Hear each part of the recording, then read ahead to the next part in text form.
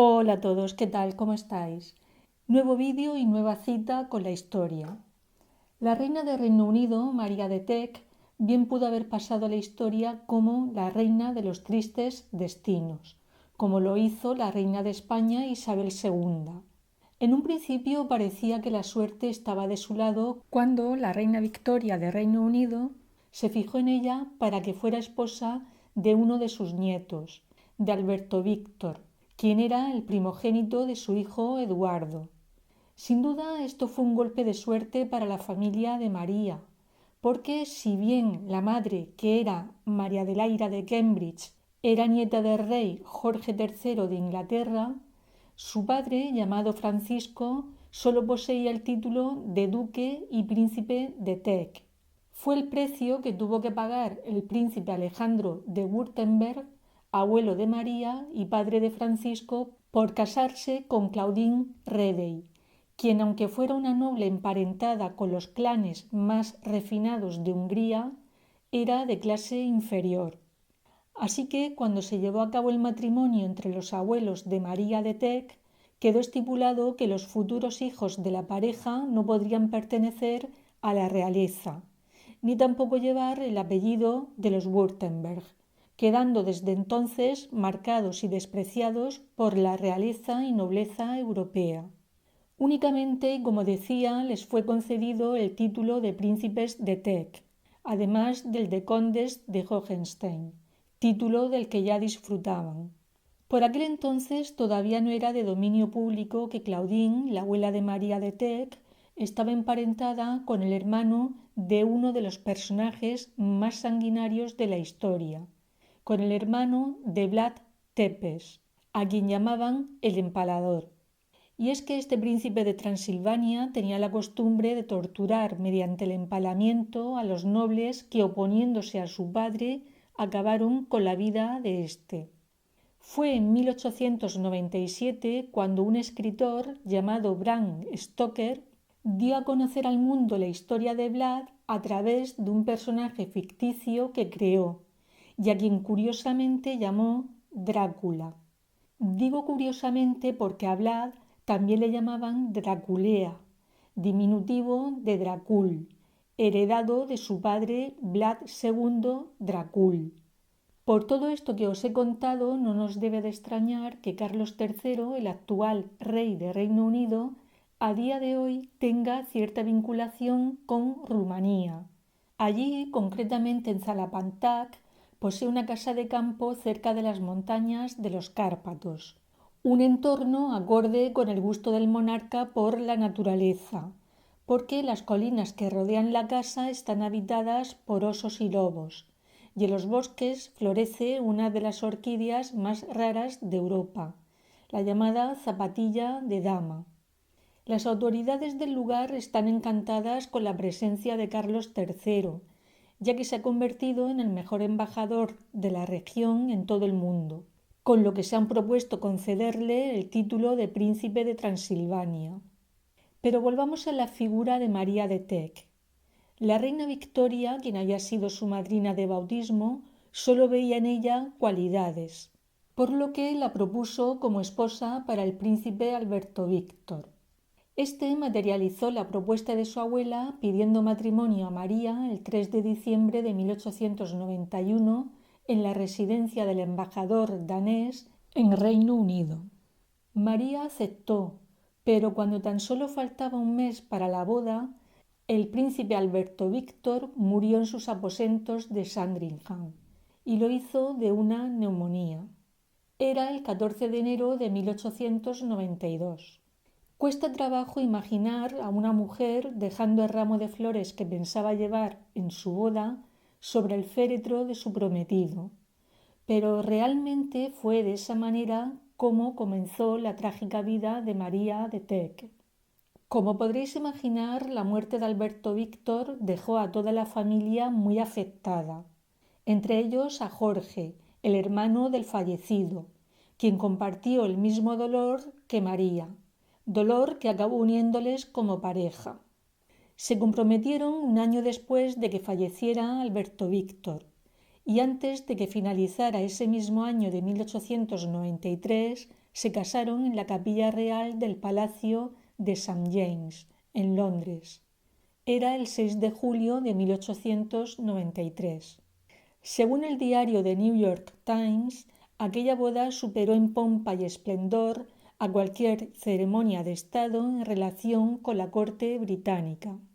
Acudieron muchos monarcas de naciones europeas, entre ellos el rey Cristian IX de Dinamarca, quien era abuelo materno del novio, el zarevich Nicolás, y 2 millones de personas salieron a las calles a presenciar el paso de la comitiva. Los nuevos duques de York se instalaron en una casa llamada York Cottage, situada en terrenos de Sandringham House, en Norfolk. Esta era una casa modesta para la realeza, pero a Jorge le gustaba llevar una vida sencilla. Al año de casarse nació Eduardo, el primero de los 6 hijos que tuvieron. Más adelante nacerían Alberto, María, Enrique, Jorge y Juan. María de Teck disfrutaba de la compañía de sus hijos, y aunque los puso al cuidado de una nana, les enseñó personalmente historia y música, al igual que había hecho su madre con ella. Era cariñosa y divertida con ellos, aunque quien mejor nos puede decir cómo era su madre es Eduardo, el mayor de sus hijos. Este destacaba de ella su voz suave y su mente cultivada, y recordaba la acogedora habitación donde dormía rodeado de los tesoros que a su madre tanto le gustaba coleccionar. Lo que más le gustaba era comprar nuevas piezas y restaurarlas para de esa manera enriquecer el ajuar de los Windsor. Le apasionaban las figuras de jade, los esmaltes, los elefantes de ágata, los juegos de té de oro y de plata. Para que os hagáis una idea, durante sus años de reinado añadió a los palacios reales más de 2000 pinturas, libros, fotografías y objetos de arte, incluida una importante colección de piedras semipreciosas. Para ella era un auténtico placer recorrer sus residencias reordenando la decoración. Su hijo Eduardo siguió escribiendo sobre ella que tal era el orgullo de mi madre por sus niños que todo lo que sucedía a cada uno era primordial para ella. Con el nacimiento de cada nuevo niño, mamá comenzaba un álbum en el que registraba cuidadosamente cada etapa progresiva de nuestra niñez.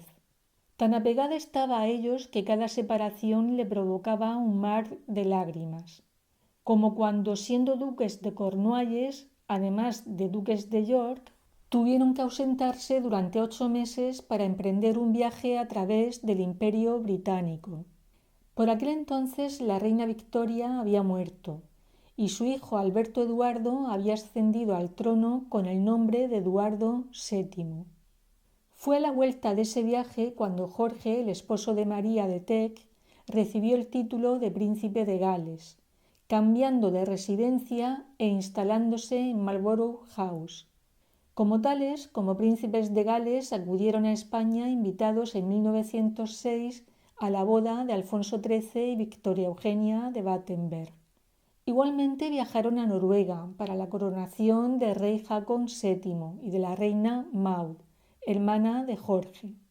El 6 de mayo de 1910, Eduardo VII murió, ascendiendo al trono el esposo de María como Jorge V y convirtiéndose ella en reina consorte, eligiendo para desempeñar tal cargo de entre sus 2 nombres oficiales, que eran Victoria y María, este último. De esa manera no tomaba el de la abuela de su esposo.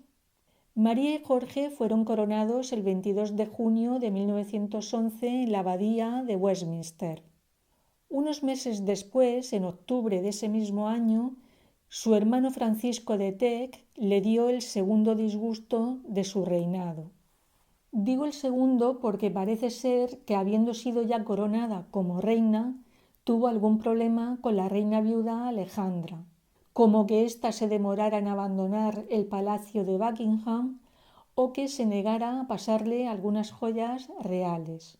Aunque realmente todo esto quedó en simples problemillas, comparados con el disgusto que le ocasionó su hermano. Parece ser que éste tenía dos divertimentos. Uno era el juego y el otro acumular amantes.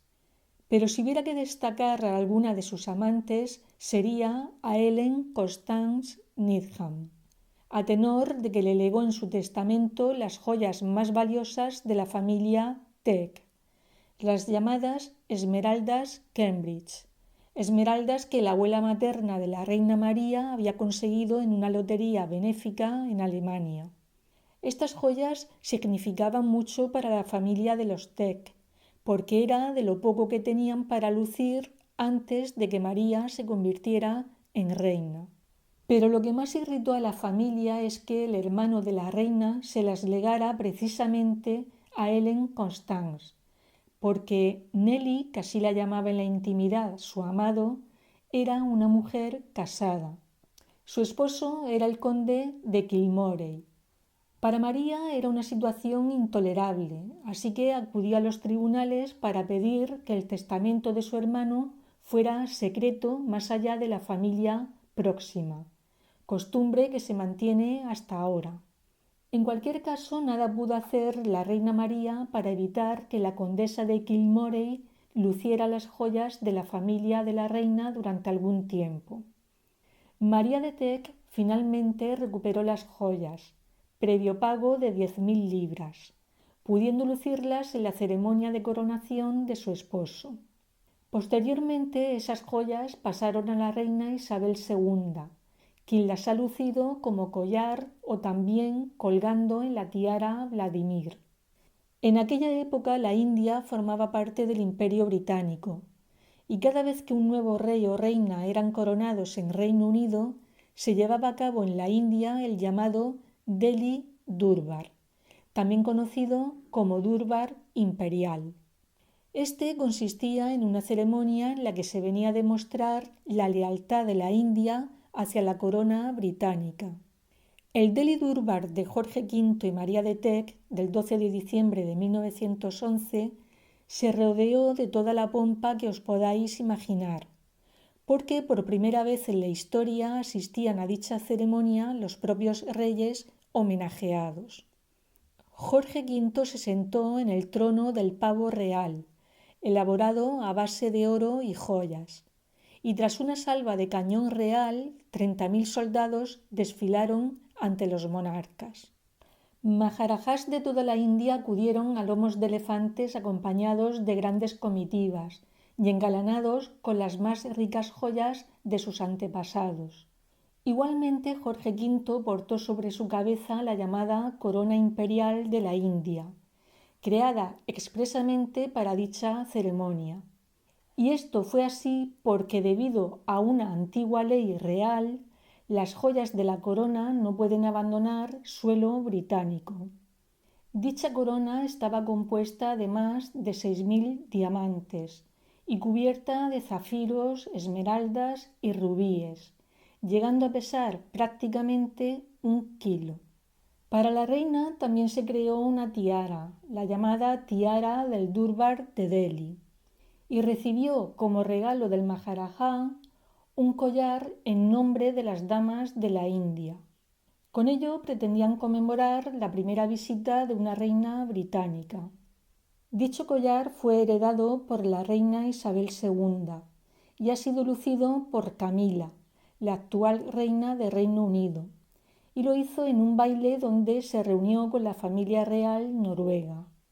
Igualmente, Camila también lució la tiara en el primer banquete de Estado en el Palacio de Buckingham como miembro de la familia real en 2005.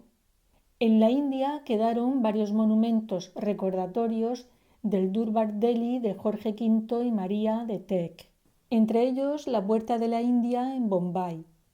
También quedó en el recuerdo un incidente que se produjo durante la ceremonia, y es que uno de los maharajás asistente protagonizó una especie de desaire hacia los reyes. Se acercó a ellos sin sus joyas y después de una simple inclinación les dio la espalda a retirarse. Aquel mal gesto fue interpretado como un signo de disidencia hacia el gobierno británico. disidencia que se materializó de manera efectiva cuando la India se independizó de Reino Unido el 15 de agosto de 1947. María de Teck tuvo un papel muy activo durante el reinado de su esposo. Le ayudaba en la preparación de los discursos y por sus amplios conocimientos en historia y realeza le daba también sabios consejos. Y esto era de un gran mérito, porque las circunstancias que rodearon su reinado no fueron nada fáciles. Por un lado, había cierto malestar entre los ciudadanos por las condiciones sociales, y por otro lado estaban las cuestiones de la independencia irlandesa y del nacionalismo indio. Pero cuando quedó realmente demostrada su fortaleza fue cuando tuvo que hacer frente a la muerte de su hijo Juan, el más pequeño de los 6 que tuvo, un niño enfermizo que siempre padeció de ataques de epilepsia. María de Teck manifestó su dolor en unas cartas en las que de manera premonitoria escribió lo siguiente: el primer golpe en el círculo familiar es difícil de llevar, pero la gente ha sido buena y empática, y eso nos ha ayudado mucho a Rey y a mí. Digo que hizo esa manifestación de forma premonitoria porque dijo bien al decir el primer golpe, ya que después de ese primer golpe vinieron 3 más. El primero fue el fallecimiento de su esposo en 1936. Antes de morir, Jorge V manifestó sobre su esposa durante su jubileo de plata lo siguiente: no puedo confiar en mí al hablar de la reina cuando pienso en todo lo que le debo. El fallecimiento de su esposo no solo llevó a María de Teck a sufrir su pérdida, sino que la sucesión de su hijo Eduardo como Eduardo VIII y su posterior abdicación en su hermano Alberto para poder casarse con Wallis Simpson generó un enfrentamiento entre madre e hijo. Y es que María no estaba de acuerdo con que su hijo se casara con una mujer que se había divorciado por 2 veces. Y no lo estaba porque el divorcio iba en contra de las enseñanzas de la Iglesia anglicana.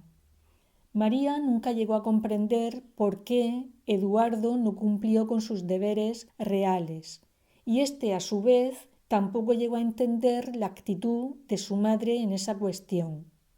6 años después de que falleciera el esposo de María de Teck, un accidente de avión se llevó la vida de su hijo Jorge.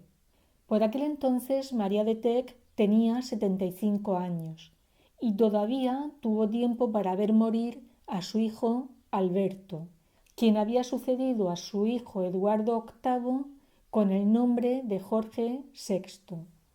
María de Teck falleció el 24 de marzo de 1953 a las 10:20, mientras dormía en Marlborough House, debido a un cáncer de pulmón.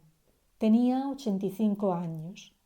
Descansa al lado de su esposo en la capilla de San Jorge, en el castillo de Windsor. 10 semanas después de fallecer fue coronada su nieta Isabel II. Un buque de guerra de la Marina Real Británica, una universidad de Londres, un hospital en Hong Kong, una parte de la costa de la Antártida Oriental y la montaña más alta del archipiélago Tristán de Acuña en el Atlántico nos recuerdan que hubo una vez una reina llamada María de Teck.